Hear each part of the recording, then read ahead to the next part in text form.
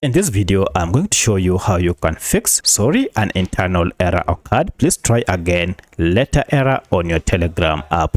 If this video helps, please like and subscribe to this channel. Alright, now as you can read this problem, most likely it is caused by an internal error. For that, most likely it is due to servers being down, and for that you may want to try after some few minutes to see if the problem is fixed. However, if the problem still persists, then you want to go ahead and troubleshoot your Telegram app.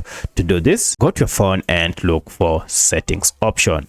Under settings, look for apps and then look for all apps or manage apps option. This will list all the apps you have on your phone, and from the list search for Telegram. Now mine is here. If you tap on it, you'll be taken to Telegram app info page. Here, go to force stop app and okay. This will stop any background activities that might be causing the issue with Telegram. Then go to clear data and then choose clear cache and okay. Once you are done, restart your smartphone, and now if you open your app, now everything should be okay with Telegram app. However, should this not work, then go to Google Play Store or App Store. If you're on iPhone, because I'm on Android, I'll go to Play Store and search for Telegram app, and here we want to see if there is any update.